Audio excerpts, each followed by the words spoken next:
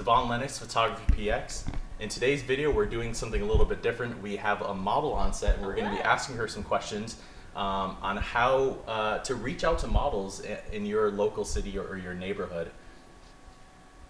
All right, so this is our model here. Her name is Kirsten, and we're going to be asking her some questions today on some do's and don'ts when you're reaching out to a model for the first time.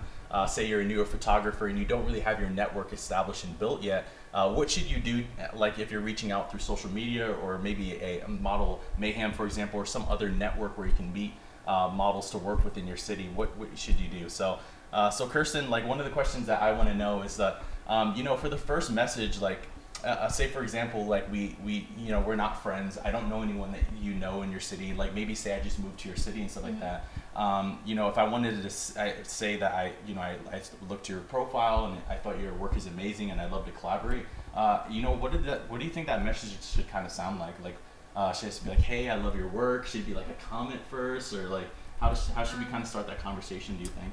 I think that you should just go by introducing yourself, and you don't have to have the whole thing out, but just have some kind of, be very straightforward with what kind of shoot you want to do, because that's going to be my first question. Are you trying to shoot lingerie? Are you trying to shoot something like this? Are you trying to shoot, you have an athletic line and you want to, be running on a treadmill?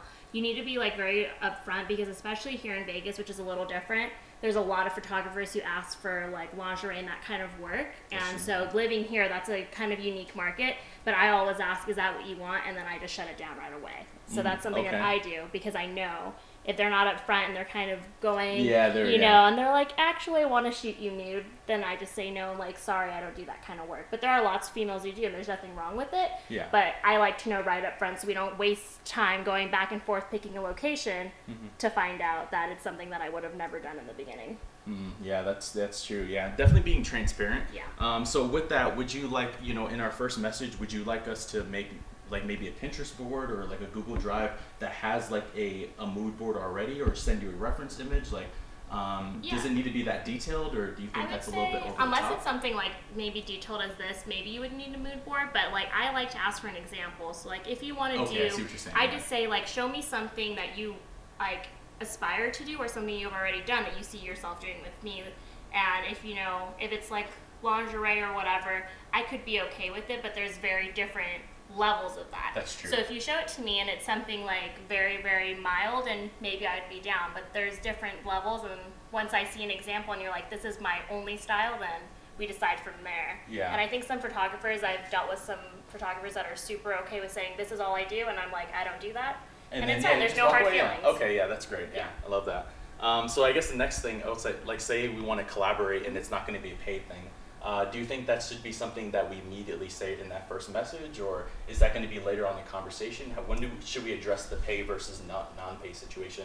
I think for me, I mean, obviously, like when I got my start, probably when you got your start, you do have to do a lot of free work, and I think something like this, like we collab, and it's something different for everyone, and everybody's winning. Yeah. And there's also stuff that, I've done athletic wear a bunch of times, and I have a lot of that already in my portfolio. So that's something that I wouldn't need, and I would just be like, you know what, if we want to do something like that, you saw how many hours this takes. It takes everyone's time. Yeah, so I think you should be upfront. Be upfront, be like, this is TFP or whatever it is, and once you see the work, the model might be like, you know what, I've never done a Halloween shoot. Absolutely, let's do it for free. Yeah, that makes sense. So I think once you're like, okay, like that's cool, but yeah, be upfront about it, and no one has hard feelings, and if they say no, just go on to the next person. It's not a big deal. Oh, that's great. Yeah, great insight. So I guess the next thing is like, what do you think like the biggest like no-go is for you when a photographer messages you outside of like maybe being like ambiguous and stuff like that? I know a lot of people are just like, don't be creepy and things of that nature. Obviously not sending you nudes and things of that nature as well, but what do you think would be like an immediate red flag? Like, okay, I'm not going to work with this person. You have to address the person. Like if they have their Instagram handle or whatever, address them by their name. Like, don't be like, hey cutie, hey beautiful, like we have a name. Whether you can use even if their Instagram handle is something else, like use that but don't try to like start with compliments, you know, because if we're a model, we're out here putting our photos here, but we don't want to feel like you're immediately like coming on to us, because that's just going to make us not want to work at all. Yeah, that's true. So you obviously think the model's beautiful or whatever, you see something in her or him that you want to work with, but just address them by their name or just say hey. But I feel like when people add the extra little emojis and stuff, it starts to go unprofessional really quickly, and to me that's a really big red flag. Got you. Okay. Wow, that's really good insight. Yeah, that's great. Yeah, awesome. I learned that lesson too. That's great. I've definitely learned that lesson, so that's fantastic. That reminds me, one more thing, just on the kind of along the lines of that. I worked with a photographer from another country, I won't say where, but he invited the girls to his hotel room, and every single girl said no. And in Vegas, that's something for you guys out here. Even if you are from somewhere else, meet them at a Starbucks, meet them at a restaurant. But for him, being from another country, it wasn't weird for him. And he was like, every single model, this is a huge photographer. I mean, massive. And it ended up that I was in magazines in Pakistan. I'm on websites now because I was the only person that said yes. Wow. But all these girls missed out on these awesome photos. And that's just because he didn't understand. When I met him, he's like, every girl said no. And I was like, because you were offering. He's like, well, where else am I supposed to go? I'm not from this country. Yeah. So that's just a tip. Like, go to a public space if you want to meet up beforehand. But if you're not a local or whatever, don't invite them to your hotel room. It might seem normal for other places, but for here, for Vegas, it's like a big red flag for most of us. Okay, wow, that was great too. That was awesome. Yeah. And I guess the only other thing is that I kind of want to know is like, okay, so say for example, if you're going to be shooting at a home studio, because a lot of us when we're starting out and stuff like that, that's going to be this is the dynamic, you know, like I've shot my entire portfolio at home in multiple apartments. That's just what I've done.